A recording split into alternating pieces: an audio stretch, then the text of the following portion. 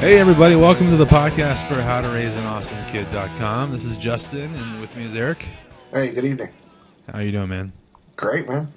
Well, I know that right before we ran in to do this podcast, you told me that you were wrapping up the end of season 4 of Breaking Bad. Yeah, we've been a few seasons behind on that. It's Yeah. It's a tough show to watch. It's just very intense, and it kind of gets on my wife's, nerves. Isn't right. She likes the show, Yeah. but it's tough to sit down and watch a bunch of them. Yeah, and we've talked about this before. My wife gave up after like the first episode, so I kind of had to watch them all solo. And I just caught up a couple weeks ago, and we're recording this now. I think about 6 months after they actually ended the season. So what'd you think, man? Wait! I should say, don't give anything away. Just in case I won't give anybody else anything away.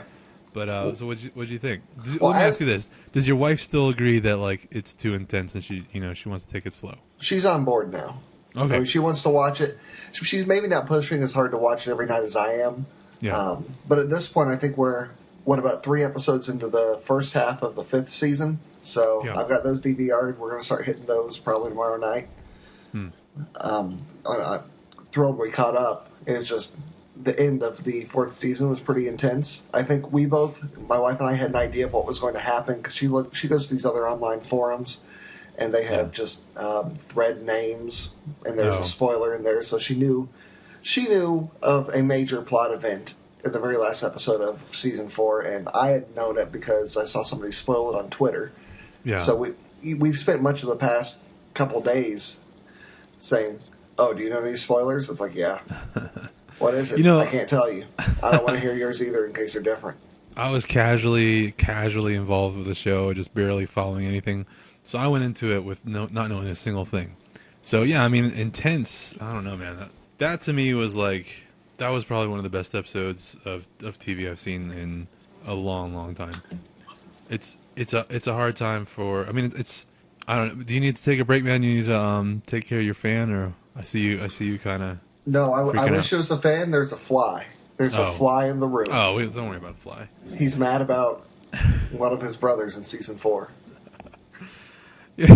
So, yeah. I mean, I've been talking to. I talked to like somebody else who's kind of casually watching. I think they're through like the 2nd season, and I was just. I don't want to like hype it and get all excited about it and be like, yeah, this is great. I just. It's kind of like you really should keep watching it because it just gets better. It's a really well made show. Yeah, it does a lot of clever things. There's a particular scene where you knew something really terrible was about to happen, and there's just this awful noise off camera. And you're like, oh my god, what is that? And it turns out it's just a guy dragging a chair across the room. But whoever's directing the episode knows full well that you think something really terrible is happening. Yeah. I don't know. I did watch the first episode of the 5th season, and I kind of feel like, actually, you know what? I'm done. Like, that was the perfect wrap up for me at the end of the 4th season. I don't need to do. I mean, I will, but I just feel like it was such a. I don't know. It's not. Of course, not everything is tied up with a bow, but it is pretty nice the way everything kind of wrapped up there. And of course, my wife mentioned that the end of season 4 would have made a good, series finale. Yeah. I totally agree. All right, man. Enough nerding out about Breaking Bad. What else is new, man? Do you have anything else? No, not really. It's been all Olympics all the time here. Yeah, we haven't really been watching much of that at all. I guess the women's floor routines is already over with. Is that right? The gymnastics. Yeah. I think so. I know it's kind of piling on at this point to say that NBC's done a terrible job with this. Yeah. But kind of watching these sports that I don't really follow. I've got a cousin who skates, Olympic level pairs figure skating for ice skating, and I saw her in like the national championships earlier in the year on TV, and it was really well done because I knew who she was. I don't know anything about figure skating, but I'm also, there's these other teams, and they kind of explain, okay, this is the person who won nationals last year. This is the score that this person has to beat to be able to get into, the international competition in France. Yeah. I didn't know the sport, but I could kind of understand with what was going on. There was some drama involved. Yeah, they have to sell the drama in order for like, and that's the way I feel about like a football championship. Mm-hmm. Like I couldn't care I couldn't care anything about either one of the teams that are playing unless they kind of tell that whole backstory about. Mm-hmm. And then it's like, okay, I can watch this. Yeah, Rex Ryan is playing this game to avenge a sandwich. You need to know that. But for this Olympics coverage, it's like, okay, well, here's some Americans doing some stuff, and here's some Americans doing some other stuff, and they don't spend too much time explaining the scores. They talk about how this person might win by 1,000th of a point, but it's like, okay, it's on a 15-point scale. What does that mean? Is that like the closest that somebody's ever been, or Yeah. I don't know. It just doesn't give you an idea. That's even completely setting aside their whole issues with the tape delays and the spoilers and all that stuff. Yeah, do you think it's just a byproduct of them trying to jump around to as many sports as they can possibly cover in one night? That could be. I've kind of preferred to catch it during the day on the weekends because that's when you see like the really bizarre sports, and they've got like their C team calling those usually. But even so, I think it's more interesting to see the sport with maybe less just talking head commentary and jumping from sport to sport. If I'm watching fencing, I just want to watch fencing. Yeah, I mean, if they could just get those guys from ESPN, the Ocho, to do the commentary, that'd actually be pretty entertaining, right? They can cut to a scene with a squirrel on the water skis. Yeah, excuse me, I'm choking over here. Careful there. More beer. So... We got like 20 more minutes to fill. And it won't work well if I pass out, is that what you're saying? Probably not. I can't carry this. All right, so You remember in Wayne's World when Wayne quit? It's really good to be here. Yeah. No, well, just a little bit of site news. We just did a little bit of like a mini redesign.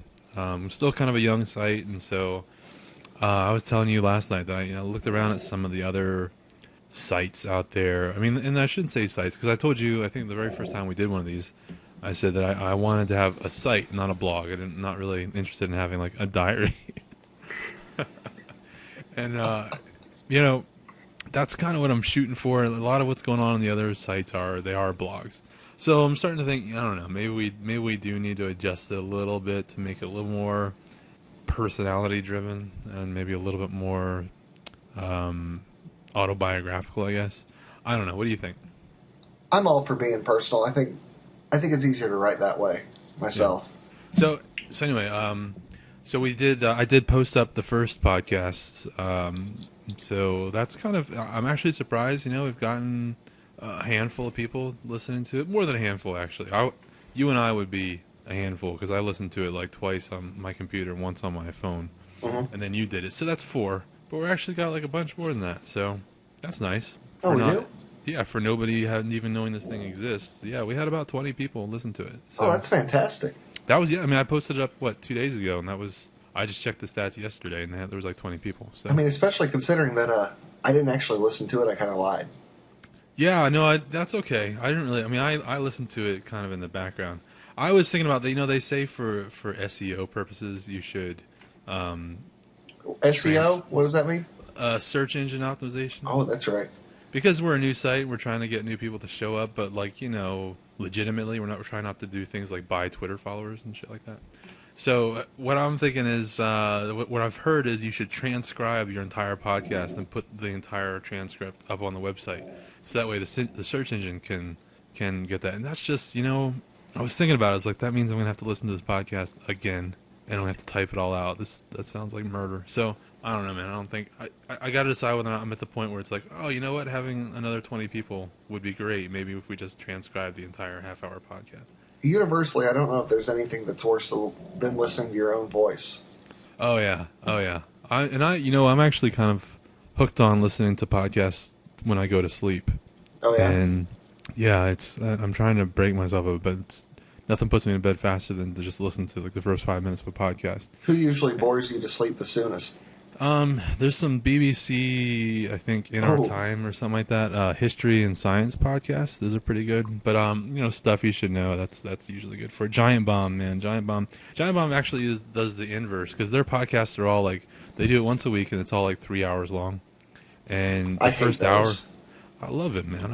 I haven't heard that podcast in particular, but any podcast that's like 3 hours long once a week, I hate that. Hate it by default. They're actually they're a group of really funny guys. So they they spend the first hour just kind of messing around, and then they start talking about video games, and then it's there's a lot of shop talk and inside baseball and that type of stuff. It's pretty good. You and I mean, I cut out the podcast where we talked about this, but you and I had a background writing about video games, so it's still there's still a little bit part of me that's kind of like I'm still a little bit interested in that. You know. That's fair Anyway, enough. so my whole point on that was just that I can't listen to myself to go to sleep. It's obnoxious. It's just kind of squirm the entire time. Mm-hmm. But how narcissistic would that be if it's like, oh, I'm going to go to bed. Let me listen to myself. I think I might start doing that. Yeah. I hear Prince only listens to his own albums. Oh, yeah? I don't know. If I was Prince, I'd probably only listen to my own albums. Do you think he listens to him the whole time he's just like swearing? Like, oh, I can't believe I did that. Oh. You can only hope so. Especially Yeah. when he hears the theme song for the Vikings championship run a couple years back. For He back needs to be dance? mad at himself for that one. All right, so listen, what I wanted to talk about tonight was I had a conversation with someone about oh man, here it goes. Ready? About a video monitor for the baby. Ooh. Do you guys have a video monitor? We do not. We don't have a monitor yet. Baby's still sleeping in our room. Sound monitor? Okay. We got the sound monitor because it was just, I am, I don't know how to describe it. I mean, I'll fully admit that when this kid came along, I would maybe 2 or 3 nights a week, I would like go in there in the middle of the night and put my fingers between his ribs to make sure he was still breathing. So there was just, I guess maybe first time parent panic. I've been there. Actually, Yeah. that was kind of what was holding me back for getting really excited about having a second kid. Is just I remember all that stress. It's like when Yeah. they're crying in the middle of the night, you can't sleep, you're not thrilled. But then Yeah. when they're quiet, it's almost as Oh bad. God, that's 10 times. To me, that's 10 times worse. I would actually breathe a sigh of relief in the middle of the night when the baby starts like making some sort of unhappy noise. It's like, oh God. Okay, so the last 5 minutes of like, is he still alive? Is he still alive? Is he still alive? I should go check on him. I should go right now and go check on him. I should do that right now. That once he starts making noise, it's like, okay, all right, everything's good. And so we got the audio monitor. It's a kind of a compromise. Like the video monitors it was pricey and it was kind of ridiculous. I mean, that was my attitude heading into it. Was like, audio monitor is good enough. And then we got our father-in-law gave us like a secondhand video monitor. Mm-hmm. So we got that, and I have to fully admit I'd have a hard time living without it.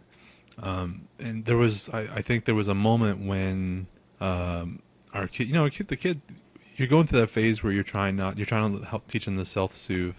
So, you let them cry it out. And there was one moment where we were letting him cry it out. We look at the video monitor, and he's got his leg like jammed through the bars like backwards. So he's obviously in agony. So then it was like, okay, yeah, we need to go in there and fix this. Sure. So that, to me, that's my justification. But I talked to somebody who was talking about, how do I put this? I want to put this delicately without like offending anybody who is, feels the same way this person was feeling. But basically, they were like, you need to let your kid grow up and let your kid be who they are, and you need to stop hover parenting them and stop throwing all this technology into like trying to baby your kid and basically trying to overparent by doing some things like having a video monitor. I don't know, man. What do you think about that? I mean, does that I know where this person's coming from because that's how I felt heading before we had a video monitor. I kind of felt like that's a little bit over the top, but I don't know.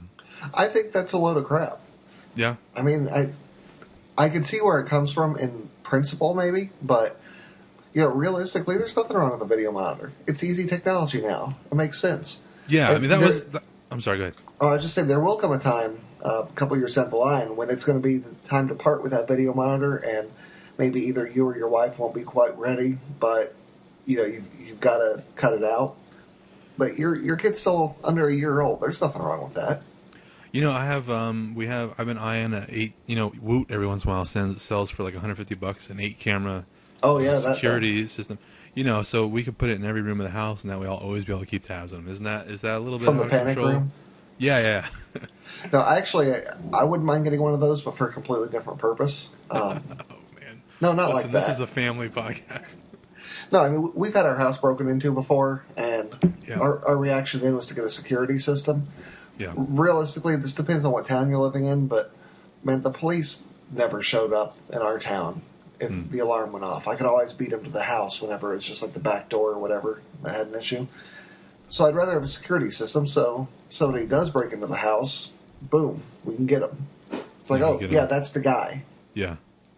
Yeah, I thought about that. I mean, That was a digression, though. Sorry.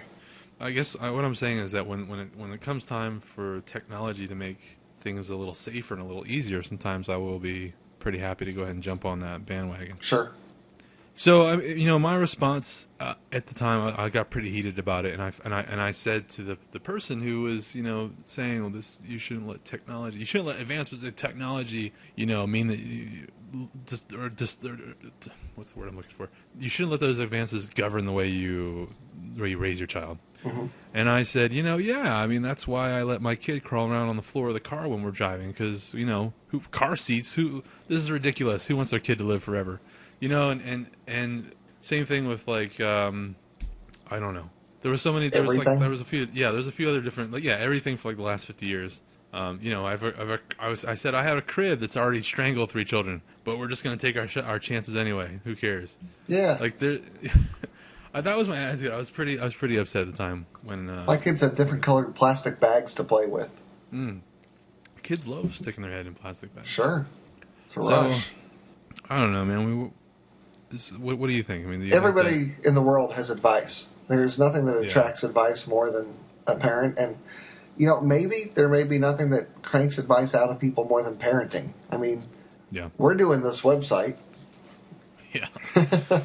Yeah, and then that's why with this website, I'm trying to steer clear of like, here's how to raise a kid. It's like, here's how to do the above and beyond.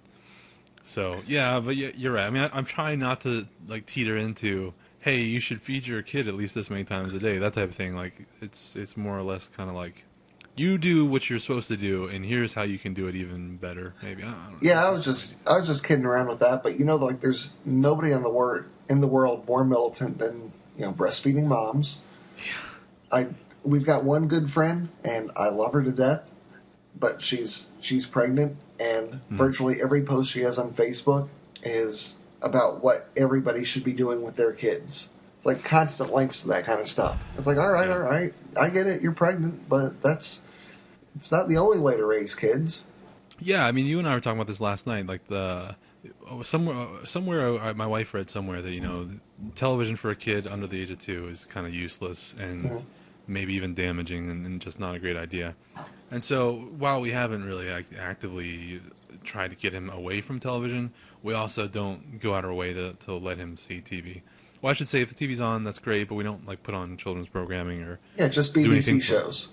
Yeah, exactly. So and AMC shows like Breaking Bad. Mm-hmm. So I don't we don't. When I say to other parents like, hey, no, we don't watch any TV with our kid. We don't watch Baby Einstein because they say that children for kids under the age of 2 isn't the greatest idea. They look at me like I'm crazy. They look at me like, you are a hippie nut. What are you thinking? What are you doing? I mean, and that's what I'm starting to learn is I just need to keep my mouth shut around parents because everybody has advice. Yeah, and I think we noticed that when we moved out here to the East Coast, at least the area we're in, people seem to be a lot more self-conscious about their physique. Yeah, and there's a couple of parents. One lady had a daughter who was going to have a baby, and the other one was had just had a baby, and they were talking about breastfeeding. Like, why would you do that to your body? And I'm just thinking, oh, okay. Oh. I come from the Midwest, where there are militant breastfeeding groups who will lecture you if you're not breastfeeding your baby at the mall. Yeah. Like, okay, it's all different, sure. Yeah, I mean, I'm not immune because I the other day I read that article you just put up about. Here, make a look at it. The one about music. That was yesterday. Mm-hmm. You put up music, and I was looking at your list, and I was like, all right, yeah, I can get behind this. So we want to avoid like terrible kids music, but it's not a bad idea to introduce your kid to like. So your list is like Rolling Stones. All right, okay, Johnny Cash. Well, okay, a few songs. The Beatles, yeah, of course. Uncle Tupelo. I was like, Yeah. all right, well, there's probably some basics that that like building blocks as far as understanding and appreciating an Uncle Tupelo that maybe the kid needs to be introduced to before you get to an Uncle Tupelo. Or maybe an Uncle Tupelo is something that the kid finds out when they're 18 or 19 on their own, and it's like a beautiful thing. They got to discover it. Well, what generally happened, at least with that stuff, is, it's something that I was listening to in the car. It's like, I'm driving. I control the radio. That's how it goes. Yeah. And there's a song he likes, and he requests it later on. So it's like, okay, I'll play that. Sure. Yeah, I mean, that's what I'm saying, though, is that was my knee-jerk reaction when I saw that. I was just like, whoa, no, you should get all the classics and get all the, the basics and get all of that out of the way first. Needs more yes. Yeah, exactly. So I catch myself doing the exact same thing.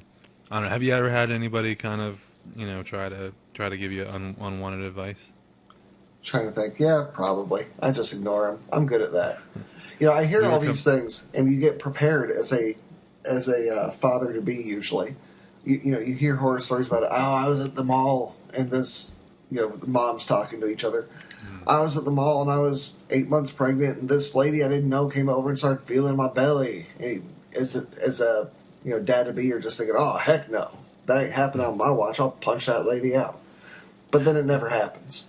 It never comes up. And that's kind of how I think the parent advice is. Maybe I just kind of fold my arms and start glaring whenever somebody starts down that path so nobody finishes. I don't know. Yeah, that's probably a good way to handle it. I don't know. We were coming out of the grocery store, I think, like in November. The baby was, I don't know, about 3 months old then. And, it was a balmy night. It was getting down to like 55 here in Atlanta. And somebody yelled across the parking lot, "Cover that baby's head!"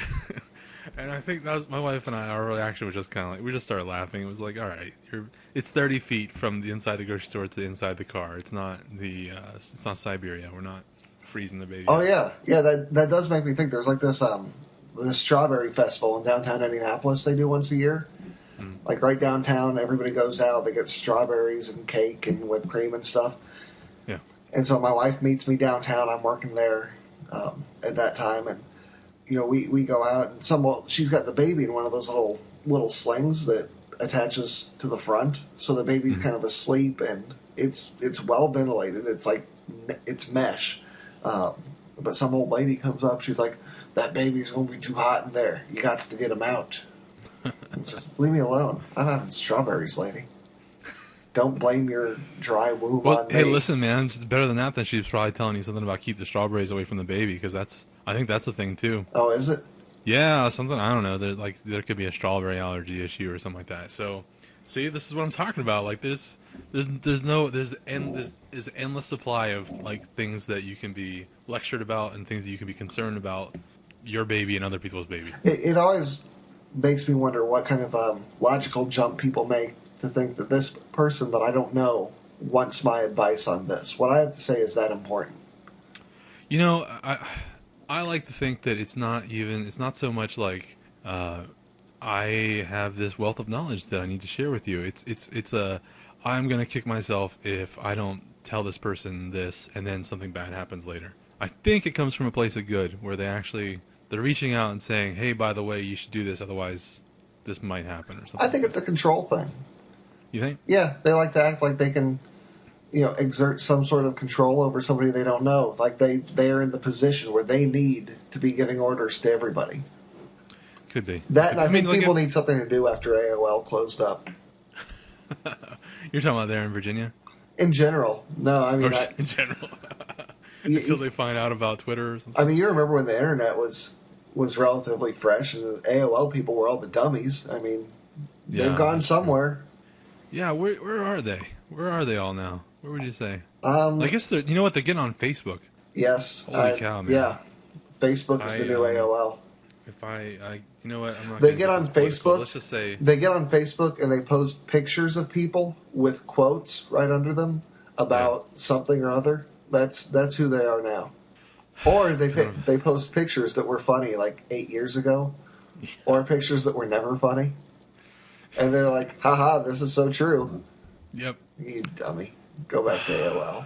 I can't wait to whatever the next thing is after Facebook, man. I'm ready to move on to that next thing. Twitter, baby. Do you remember what Facebook was like, 5 years ago when it was just your friends and it was not your mom and it was not your grandmother and it was not all your cousins? I didn't adopt it that early, I guess. I remember there was a time when people that you knew back from high school or college were on there, and people would make personal posts about stuff. I mean, people griped like, "Oh, I don't care what so-and-so ate for lunch today." It's like, okay, well, that's better than what we have now, which is just a whole bunch of, pictures of some nostalgic thing. Click like if you remember this. Like, you're just an idiot now. Nobody cares. I've been doing a pretty good job of I have, 50 friends, and I've been doing a pretty good job along the way. Just anytime somebody posts something that I don't want to see, I basically just kind of unsubscribe from that person, so that I never see anything from them ever again. So my Facebook basically looks like you playing You Don't Know Jack, and that's it. My wife sometimes. There's not really much else left on there anymore. So You Don't Know Jack spams everybody whenever I play it? Not all the time. Yeah, I mean, it's passive. It just kind of says, "Hey, by the way, Eric just got a new high score. Maybe you should start playing again." Sorry, Cookie Masterson, but I'm breaking up with you. I gotta tell you, those games, You Don't Know Jack on Facebook, it's free and it's great, and you can play one game a day for free, but each game lasts 7 minutes, and I don't have 7 minutes of like unspoiled, uninterrupted time anymore. Like now, late at night, I could probably do it, but during the day, I don't have. There's no like, because I'm watching the kid. There's just no 7 minutes of doing that. I was gonna say, should I congratulate you on having a job now? Yeah, that too, and I'm working a lot. Because my wife, she doesn't have a job right now, and she just doesn't have any time for the internet, is what I would say if I was completely lying. I have time, man, but I've been doing a lot. But anyway, so that's it. I guess that's all I wanted to talk about tonight, was just how, everybody has an opinion about raising your kid, and they're going to share it with you. And like it or not. I think we can get into a little more detail on this, like maybe in a future podcast. But I just want to share that crazy story about the video monitor. I'm still kind of a little upset about that. I don't know. I just don't feel like I'm a hover parent. Was it somebody you know? Yeah, like a friend of a friend. Yeah. Oh, those are the worst. Those are all the people that respond to the Facebook posts. Yeah. The people you get into fights with. Yeah. I don't know, man. I'm trying to avoid it. Well, listen, that's all I had about that. Did you have anything else? No, I'm dry. I'm going to take care of some business. I just set up the email address for the podcast, and I tested it, and I made sure it was working, because it was not working before. So if you guys want to send an email to the podcast, it's podcast@howtoraiseanawesomekid.com. If you want to just send an email to us, you can send it to staff@howtoraiseanawesomekid.com, or Eric@howtoraiseanawesomekid.com, or Justin@howtoraiseanawesomekid.com. I just set up a bunch of email addresses, is what I'm trying to say, so that maybe somebody might email us, and it'd be nice. That'd be fantastic. I love email. If you want to call the podcast, and it's weird, it's not like you actually are live talking to anybody. It'll send you straight to voicemail. You record a voicemail, and we'll play the voicemail on the podcast, maybe, if it's clean. The number to call is 347-676-0830. Just call us with comments or questions. Well, this point, I think we love the attention, I don't care if it's clean. Yeah, okay. All right, we'll bleep it out, whatever. Yeah. Just call and we'll play it. Who cares? Just don't pitch something, okay? We're not going to buy anything. No buzz marketing. So again, 347-676-0830. Eric, man, thanks for talking. Oh, you're most welcome.